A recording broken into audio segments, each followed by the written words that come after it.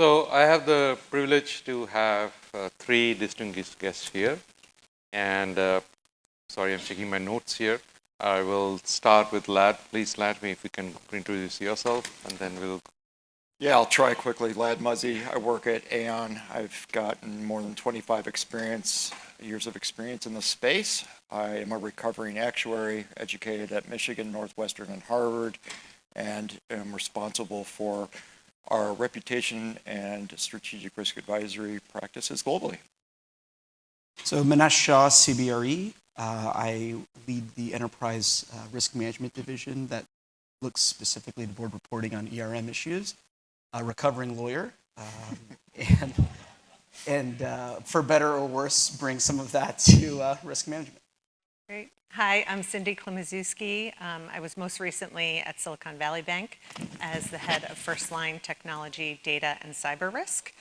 Prior to that, I spent the better part of 2 decades at Citi, mostly in second line risk roles, although did spend some time in finance and in technology. Thank you.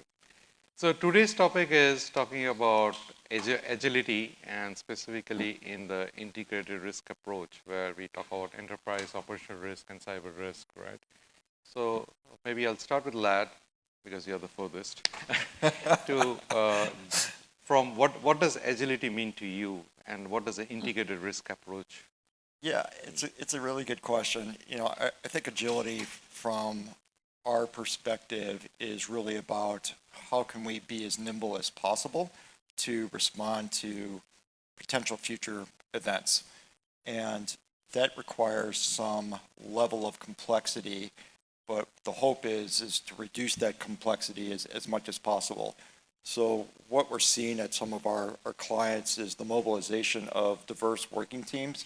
So you'll have the business, you'll have some of the operational areas and the risk functions coming together to talk about risk topics. The topics themselves, though, don't necessarily lend themselves well to bringing diverse teams together and to have those individuals determine how can I make a decision very quickly, who's going to make that decision, and how does that fit into our risk profile. So it's one of the things that we grapple with. We use sort of that IT lens, if you will, on what agility and scrums and things of that nature to bring speed to that. But it's a little bit different because unlike the product side, let's say on an IT side, we're really trying to identify what are the things that we should be looking at in the future, how does that marry to our risk profile, then how do we develop the scenario so that we have an idea of how the organization can respond. We sort of have them put that on the shelf, if you will. Then when that risk seems to become more prevalent, we have them pull that off the shelf and start to execute that. Thank you, Lad. Manish, from your perspective? Yeah, in my mind, agility is the capacity to use change management, whatever process tools you bring to bear, to go from a steady state to one where you're predicting the risks and are able to mitigate them before it's a BCM or a fire drill, right? So for sure, agility is required to ensure that when a consequence to a risk happens, you get back to normalizing whatever your state of operations were. But the better mode is doing the things like the scrums, like our speakers earlier today said, the tabletop exercises, and all of those sort of things that you can do in an organization to seamlessly use change management in order to more agilely, nimbly, quickly predict how the risk can affect you and then prevent, mitigate, absorb, tolerate that risk. Thank you. Cindy? So I'll just add to that. I mean, I agree with what my colleagues have said. I think a really important component of agility is making sure that you're part of an organization that embraces change, right? And I think earlier, George talked about staying current with new technologies, not being afraid of what's coming, but making sure that you're looking at it, understanding it, and approaching it with an eye on risk and how it might impact the organization. But if your tech partners are agile and your board is not, I don't think you can be an agile organization. Thank you. So now that we have defined what agility means, the billion-dollar question is, how do you measure it, right? So let's get into some interesting topics on how at your organization you're being able to measure not only the risk, but how resilient and agile the risk are. So sorry, Great. picking on you always. I'll start. Next time I'll start from Cindy. No, it's all good. I think the measurement piece is inherently challenging. We advise our clients, and we see a lot of clients moving to the next step of really understanding what are the variables and the contributing factors that would lead to a potential risk exposure. And then if that's of concern, right, i.e. it's out of the risk appetite or tolerance of that, how do we mobilize the right people to come together? What we see from our clients is that how do you bring the right skill sets and the right level of seniority so that they can make decisions on behalf of the group, right? But they're not so far removed that they don't understand the day-to-day activities of what's really being, happening there. So as we start to distill that down, we do try to bring in as many of like the KPIs that the business is already using, as many of the other metrics and measures like IT, et cetera, are including upon that, and then trying to figure out who the right people are. So once we're able to quantify that, we can then tie that to that potential exposure that we hope will enable better decision making from the decisions that need to be made there. Thank you, Lev. Manish?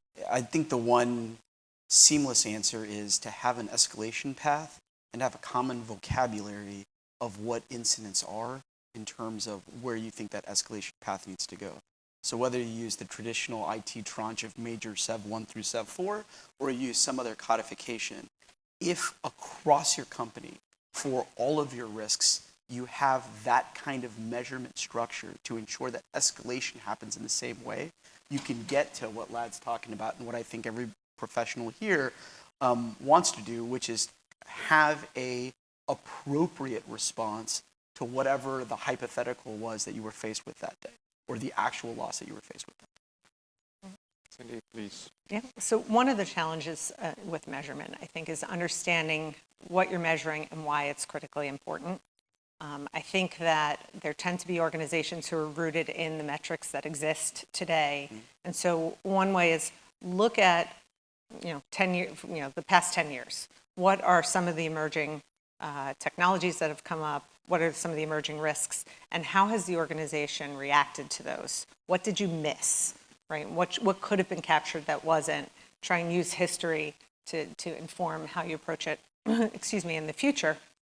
But you'll always struggle, right? You're going to not get it 100% right the first time. So making sure that you have senior management and partners that are willing to adjust and evolve as you go. Sorry, go ahead. Go, bud. All right. Sorry, I think one last thing, right, is, we talk about the integration of multiple areas and having these conversations and using metrics, but at least what we see a lot of our clients doing and struggling with is what's the sort of, data source of truth, right? Because the challenge is you bring in IT, you bring in HR, you bring in the business, everyone's measuring different things, and that data doesn't necessarily commingle as well as they'd like. So when some of our clients are seeing that, geez, this is great, we're having these discussions, but everyone uses a different data source and no one has confidence that the data that they're receiving from other parts of the organization is digested and consumable in the same way. So again, it would be, as we see, our organizations dealing with that, being able to make those links and to ensure that those data sources are vetted early is going to have longer term benefits. Very good point. So The one bit I was going to add is we spend a lot of time, and I'm sure you do in your business as well, talking about KPIs, and those are great. But more often than not, KPIs are lagging indicators. What is very helpful, we've found, is to consider KRIs, or broadly speaking, other leading indicators. So is there something when you're looking at a particular risk that in lieu of worrying about how you could have known after the fact that it was going to be that bad a risk, is there a metric that you can work through to let you know how bad that risk could be, like a warning symbol of some kind? The obvious example is, at least in a company with 150,000 employees that doesn't have an alcohol prohibition for work events, how many people have taken the training on professionalism in the workplace and use of alcohol at work events, right? If those numbers go down on the trainings on a yearly basis, ironically, we see a spike that same year of incidents at holiday parties, right? So there is a correlation there, and that leading metric sometimes helps us in this overly simplistic example to try to get in front of a risk as opposed to have to play catch up after a lagging metric is used. Good point. Cindy, anything you want to add? No. Okay, cool. Yeah, I should not be the only one asking questions. So one of the interesting points is, okay, now that we know what agility is, we know that it's very important that we should measure it, right? The technology, the enabling platform, right? What would be your thought process? Is it something like, as Larry mentioned, that you have to normalize the data? The organization really needs to agree to one common taxonomy. In our prior life, we have seen that agreeing to an organization structure itself, there's a lot of definition between the organizations, right? Now aggregation becomes extremely difficult if you do not agree on the common taxonomy and the reporting the risk out of that, right? So at Aon, right, or in general, right, do you think that technology really brings that added value to this, or it should be something where the business needs to first agree before it comes into the technology platform? Yes, I'll give you my MBA answer. The answer is yes, right? Or it depends. I think it's a little combination of both, right? In order to be more quantitative and get some of the leading indicators, you need to have, again, what are the right data sources that help to inform that, right? Technology is one of the better enablers of that, but what we see at a lot of our clients is that there's disparate systems all over the place, right? If you look at just risk, right? Compliance will use something different than HR, which will do something different than enterprise risk, which is different than what the business uses. It goes on and on. And for some of the larger organizations, I know we're talking about banks earlier, there's a lot of legacy systems that have been around 20, 30 years, right? So how do you pull all that together? Technology helps you to do that, but the challenge that we see from our clients is, how do I justify the mechanisms and the spend in order to make those links? Because the challenge we see at many of our clients, and what I've experienced just personally, right, is that if I ask for $5 million to go build this architecture, right, the question will become, well, why am I spending my money on that versus reinvesting it in the business and earning 20%? So there has to be crystal clear articulation of why to do it, how that affects the risk profile, and that benefit, if you can start to, again, the quantification, had better be greater than the 5 million in this example. So your ability to speak to that intelligently as a risk manager becomes very, very important. Right. Excellent point. Manish, do you want to add anything? We've summarized this problem at CB, why you should integrate technology into any level of enterprise risk management, as the whatever happened to problem. So somebody will make a decision. That decision will be good. It needs to be implemented. It will have been implemented in the short term. And then 6, 8, 12 months later, a risk will come up, a claim will come up. Whatever happened to that solution that we used to solve the problem? Why wasn't it integrated here? So the benefit of technology is that you ought to be able to leverage that so that your change management works. Forgive me, my notes are over there, but there was a slide in the presentation this morning that had a circle on it. And I think, I'm doing this from memory, it was detect, act, do, integrate. It's the integrate part that I think is the most helpful with technology, right? It's the ability to ensure that once we've made a decision on how to mitigate a risk, we don't simply limit it to all the fires or potential fires we see that day. We then proactively ensure that for all future potential occurrences, it's also integrated as well. That's where technology can be the most useful, and it can solve the problem of, hey, whatever happened to. Right. No, so I completely agree. One of the challenges that I personally have struggled to overcome in terms of getting prioritization for things that don't have an immediate payoff is it's articulation of what the benefits will be, especially when those benefits are loss avoidance. Because a lot of times you're focused on spending money that's going to get you an immediate return. And so I think as risk-focused individuals, we have to make sure that we are effectively communicating how impactful that loss avoidance can actually be. It can be exponentially more important than a 20% return in year one, right? And so I don't have the answer of how to do that today, but it is something that I'm working towards, and I think all of us are working towards every day, is making sure the importance of measurement and proactive risk management using information that we already have, right? You've got the data. Through technology, you can better leverage that data. How do we explain that to people who are not technologists, who are not subject matter experts in that area? And so, those are the kind of things that I'll be wanting to talk about over the next day or two. And I think if anyone has good suggestions on that, it's something that I absolutely strive to do, but it's a really big challenge to get through and to get the focus and the funding on those types of things. Well, just quickly to that, I think that's exactly right. And the way we've educated some of our clients to do that is, bring this stuff into performance management and evaluation. So especially as you start to speak to senior executives and you start to talk about the potential impact of these things, those men and women are compensated on things like stock price. So if you have volatility around that, that then directly goes to the money that he or she makes. So we've seen some success from some of our clients now building in that quantification of the benefits of agility, because now we can know there's a reduction in the variability of things like share price, which help to smooth earnings, right, which do a lot of good things that the board and the senior executives are accountable for.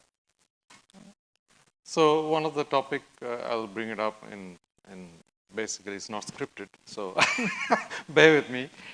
So there's always a distinction between qualitative risk assessments versus quantitative risk assessment, right?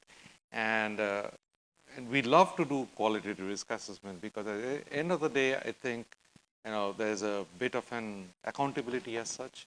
Your green may be equal to my amber and your amber may be my red, and then there's a lot of subjectivity out there where, in AI world or in today's world, right, where the more you can quantify, right, it's easier for explaining to the board, to your stakeholders, to your clients, right? So do you see that transformation happening in your organization, right, where folks are more interested to look into some of the metrics, KPIs, KRIs, and bring that into your input to your, lack of a better word, simulation engine or somewhere you can quantify your risk, right? Which one will have faith in, right? Which is very important because, yeah, simulation engine can produce a lot of numbers, but then how do you trust the numbers, right? So do you see that transformation is happening in part of your organization where folks are really talking about, okay, let me really quantify in dollar terms or in some other measurable where you can compare apples to apples between types of risk, if you will, within your organization? So I know it's not scripted, but your opinion. You're the experts in your organization. This time I'll start with Manish. All right, perfect. No Sorry, problem. No problem. So there are certain risks that lend themselves to this quantification by necessity because of the risk and what's talked about in the industry. Very simple example, safety, right? To those of us that know about the risk of safety and have talked about it, there are two measurables that everybody in the industry follows, LTIR and TRIR, right? And if you're in the United States, you've got recordable events for OSHA purposes and reportable events for OSHA purposes. And so these are standardized measures that everyone uses that we can easily use data to be able to look at trends, year-over-year end analysis, et cetera. Now let's imagine your enterprise risk or your strategic risk was competitive differentiation and the need to not be disintermediated by a prop tech company, just using a personal example as a CBRE employee, right? Or whatever you could use. In other words, a wholly qualitative risk that has a low velocity and you don't know when it hits until after it hits. You won't know you're being disintermediated until somebody builds the better mousetrap and shows it to you. Now, you might have a reason to believe it's happening. You might hear something in the ether. But generally speaking, that's not going to be something where numbers are going to tell you A, B, or C is happening. Here's my point. I don't see the value of ensuring that every risk you report to on the board has the same quantitative assessment to it when, by nature of the risk, the discussion would be better among executives, among your C-suite, among the board, if you did a qualitative analysis. So why force quantification? Because here's what happens when you do, right? Inevitably, you end up doing a survey of the top 100 people at the company or whatever number makes sense for you, and you do this 1 through 5 or 1 through 10 analysis, and all of a sudden you come up with false precision, right? 8.6 on the risk scale, and we've got this nice, cute algorithm that gets us to 8.6. What the hell does 8.6 mean, right? Like, it doesn't, right? It's this thing that we've made up to convince ourselves that that was a better piece of work than a qualitative analysis of what the risk actually was. So my soapbox is now complete. The point is, I think some risks you ought to quantify and others you ought to qualify. Fair enough. Yeah, absolutely. One thing I'd add to that, because I completely agree. One thing I'd add is, boards, senior management, people who are not necessarily SMEs in a particular area like data, right? They like to look at a number and point to a number. Yep. And so, one of the challenges is when the data points to something that you don't agree with, like the qualitative statement is not necessarily aligned with what the quantitative assessment has resulted in. How do you explain it in a way that convinces people that they should listen? The qualitative is more important in this case, right? And how do we move away from data when data doesn't necessarily make sense, when it really is historic and not predictive? Or it's irrelevant, right, in your example, where it's somewhat arbitrary, because we're telling, the same group of people two different things. Pay attention to the numbers. They're really important. And we spend a lot of time having one single source of truth and automating and doing all the things so that our data is reliable. But in this particular case, the data doesn't really tell you what you need to know.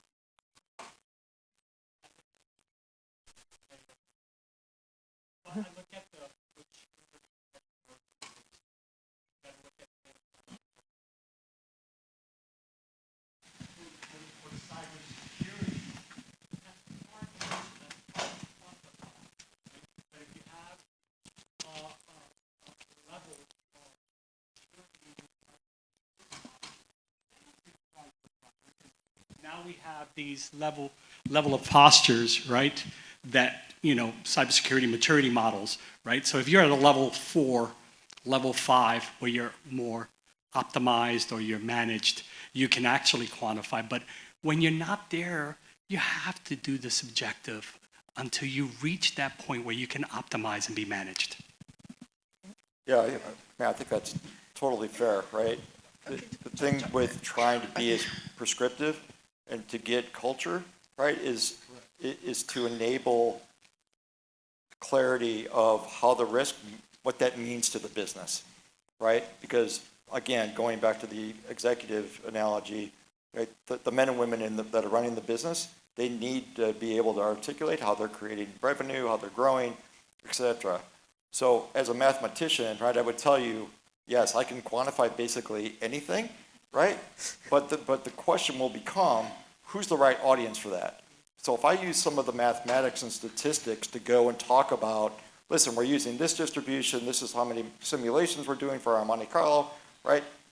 9.5 out of 10 people that we talk to goes, I have no idea what you're talking about. Make it easy for me, right? And this is where the qualitative piece becomes a much better mechanism, but you also kind of talking about the agility perspective, as you get more perspectives of those individuals, then the business is better able to make sense of what decisions they should make, knowing now that they're hearing from the safety crew, right, compliance, HR, whatever it is.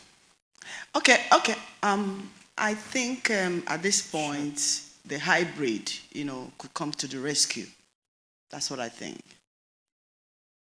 Always. Yeah. There's never one right answer, right? Yeah. A mix of quantitative and qualitative, could come to the rescue here. I think it all depends, right? It depends on your organization, how amenable they are to, using quantitative terms, right, and putting it in quantitative context, right? But at the end of the day, I know when I would go speak to boards around my topic, the question always would become, how is this affecting profitability? How is this affecting my SG&A line item, right? So those are very quantifiable terms that they need to have some estimation around. And there's a ton of different techniques in order to get there. But is it perfect? No. But should you be monitoring and measuring it to sort of see how that works over time? Yes. And though it's kind of like I always use the analogy, I'm drawing a line in the sand, right? Is that line going to be perfect? No. Could it get washed away? Yes. right? But at least you're having the process be iterative, now going back to the circle, so you're learning and constantly adapting and improving. I mean, look, this is your wheelhouse, Cynthia, so check me, right? But if we're talking about cybersecurity and you want a qualitative assessment, there are elements of it that can be quantitative. What is our attack surface area? What's our patching regimen? How many business critical apps went down for longer than 60 seconds in a particular reporting period, right? That we can quantify, even if the ultimate output we give qualitatively because we don't have the sort of combined data necessary, right? Absolutely. And there are things like vulnerabilities, the number of vulnerabilities you have. The board always was interested in understanding. That's not within a bank's control. It's how quickly you're patching your vulnerabilities and what are you doing about them and how can you do the root cause analysis? How quickly can you do that? What is your reaction to vulnerabilities that are present from outside? And so making sure that you can communicate that and say, okay, we can give you the quantitative, but here's why you shouldn't care about that piece of data. Here's a better piece of data to talk about, and then here's some qualitative aspects on top of it that are really what's getting at what you should be concerned about or what we have to action. So in the interest of time, we can take one. Thank you, Cindy. We can take one more question from the audience, if any. Okay. So Thank you all for attending. yeah, thank you for, this is a very lively discussion, and thank you all for participating. And thank you, a big hand for the participants here. Thanks to George. You.